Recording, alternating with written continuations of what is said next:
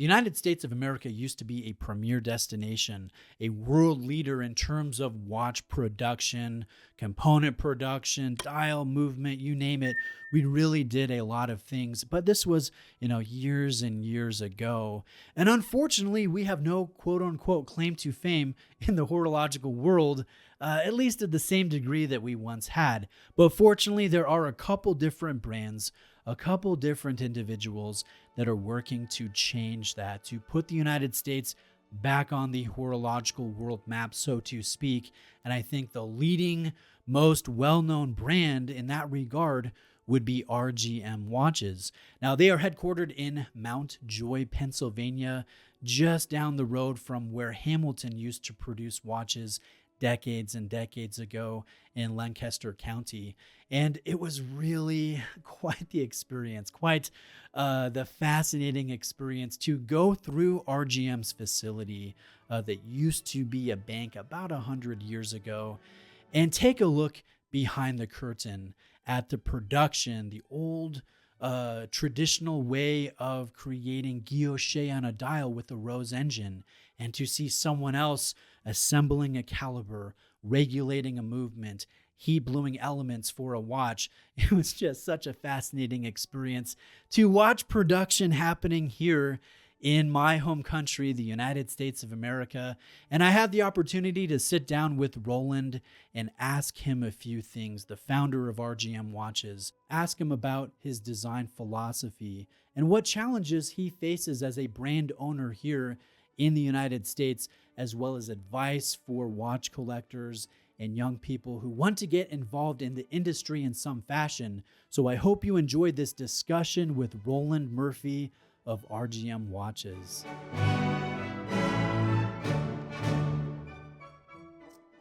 Well, that's where I live, so it makes sense to do it here.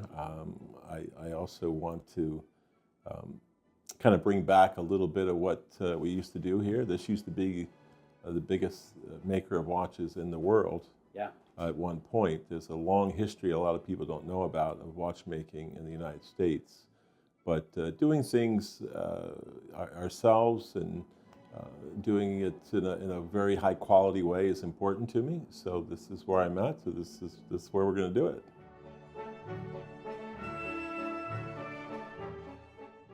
Well, we do it where it makes sense. For instance, the software we use to design watch parts and things like that are very important.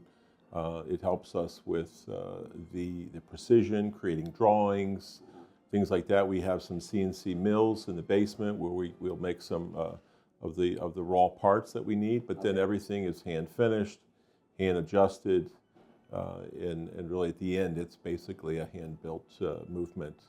The 3D printing we only use for like jigs and holders and things like that, or we'll 3D print a case in plastic when it's a new model to see if we like the way that it looks. Do we like the angle of the lugs?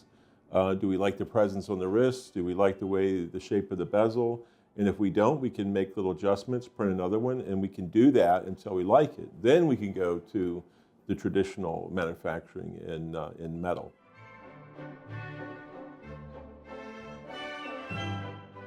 No.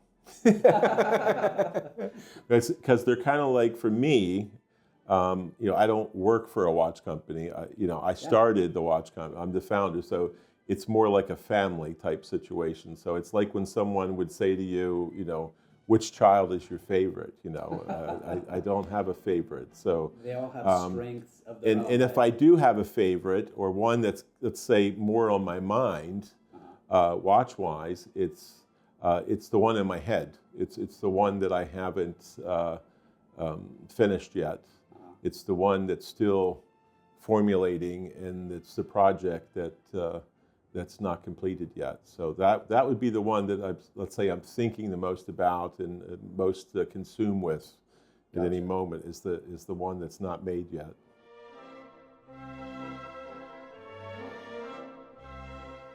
Well, I mean, it's unlike most watch companies. I mean, if you're dealing with billions and millions of dollars and these big companies, they have to be very concerned about the market and trends and all that. That's not how it's done here, I just we're only 10 or 11 people at any given time, um, and I really just want to create things that I like. And of course, we hope enough other people like them, but we're not making a lot of watches. Yeah. So it's really about just sticking to the types of watches that I think that will endure time. Sure. You know, we do very classic things. Normally, classic watches look good today. They looked good 20 years ago. They're going to look good in 20 years from now. So we don't follow trends and things like that. So it's more just me thinking about what would I like to do next, you know, and looking at, you know, I get a lot of cues and ideas from the past and kind of put those things together. And, you know, right now there's a number of things that I'm working on. There's a number of watches that are being worked on, let's say simultaneously, that are in Sure. the beginnings, you know what I mean? And some will happen quicker than others. You know, some of them don't happen for years for one reason or another. But some people say, well, how do you get the idea? How do you get so many ideas? I've never had a problem with coming up with ideas. Normally I have too many ideas Sure. that I can't, you know, make them all happen. So I just hope that, you know, while I'm still here, I can get a lot of them done. So. Yeah.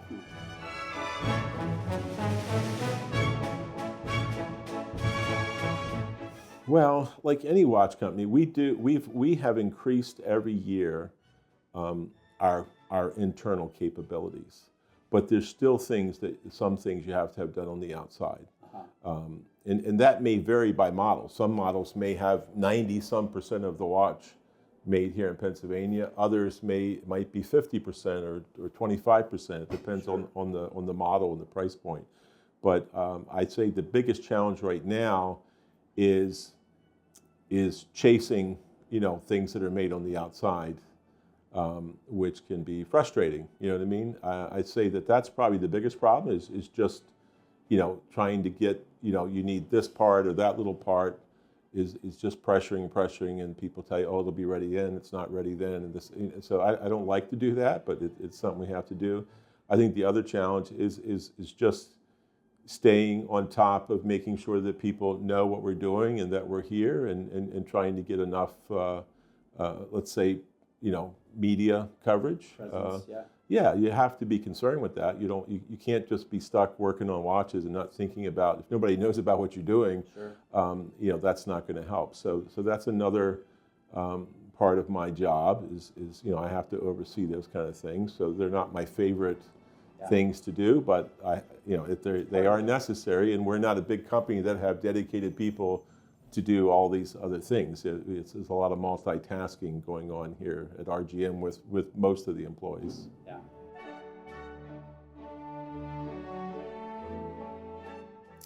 Say or teach to the average watch fan. Well, I mean, I don't just look at price. I guess that's what I would be. Okay. And it's hard sometimes to look at watches and really, I mean, do a little research, dig in, try to see why things are made the way they are, and see why, you know, you can look at two watches that could look very similar, and somebody could say, well, why is XY brand watch, you know, only $900 and your watch is $3,250? Well, there's many reasons for that, and you may or may not appreciate those reasons, but you know, I would just say, you know, look into what you're researching and try to compare, you know, apples and apples. As far as watch enthusiasts and people, it can be difficult if you're not really in the industry to really know how things are done, because, you know, there's a lot of brands and a lot of things that are said and talked about, and it can be difficult to know, you know, who's really doing what.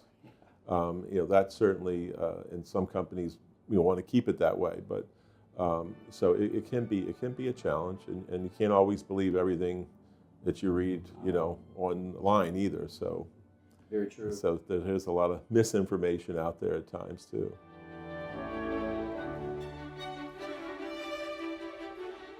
Well, in this country, you know, I mean, certainly a watchmaker would be the biggest opportunity. There's also other areas of people that want to just get into the industry, maybe at the sales end or marketing or things like that. There's opportunities with different companies. Watchmaker-wise, I think it's important to get a good foundation. So I think schooling is very, very important. You know, there's people that email me all the time, oh, I'd like to be an apprentice, I'd like to learn to be a watch. But we're not set up to, this isn't a school, you know what I mean? So when we do hire a watchmaker, we generally want someone that has a very good foundation and has the basics from a legitimate watchmaking type of program. And then from there, if we hire them, we can decide to try to take them in this way or that way, depending on what their skills are. But definitely a foundation. And there's a lot of opportunities. I actually have an email that I send to people that are interested in learning watchmaking. I have an email that lists most of the schools around the world and a few other links so that they could explore, how they might be able to do that. That's cool. Maybe I can link that in the. Sure, I can send that to you. You can use that information. Awesome.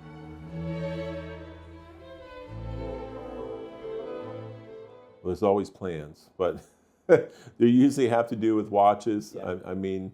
I think we are working on I'm not sure when this will be available because it's sort of just at the beginning, so probably next year. We are working on a perpetual calendar that will be made in very limited numbers. So that's probably not going to happen till sometime in 2025, but I don't even know at this point, when that could be, because we're just at the beginning of securing certain things and drawings and other things. So that's something new. There's going to be other new watches ahead of that. Yeah. But that's probably something a little more extreme when it comes to the complications, and then of course the price will reflect that with being a perpetual calendar. And I understand that the Watch and Clock Collector Convention is coming to your location, Mount Joy, right? In a year from now. Right? It's coming. Actually, it won't be far from Mount Joy. Okay. We're in Lancaster County. The NAWCC, the National Association of Watch and Clock Collectors, national, next summer will be in York, Pennsylvania, which is the next county over. Gotcha. So it won't be far, and there'll also be events at that time at the museum here in Columbia, Pennsylvania, which is in Lancaster County. So we'll be doing some things with them during that occasion next summer. And this fall, we'll probably have our open house again. Okay. Here at RGM. Usually a few months out, we will send out a notice in our blog. We'll send a newsletter. We'll put it on our social media. So if anybody's interested in that, I would definitely recommend they sign up for our newsletter, which is the sign up is on our contact page at our website, rgmwatches.com. I'll link that too in the video so people can kind of come see what you're doing and all the exciting things. Yeah. Thank you for taking some time to chat with me. That was a pleasure. So what I took away from this experience, it's just so exciting to kind of see watchmaking, at least traditional watchmaking, high-end watchmaking, being done here in the United States. I find that fascinating. I find that exciting. It was such a fun experience to visit the building and talk to Roland and see the different components of a watch being produced. So I hope you enjoyed the content. If you're interested, I'll place all links to the things that we discussed below in the description of the video. Let me know if you have any questions. I'll see you next time.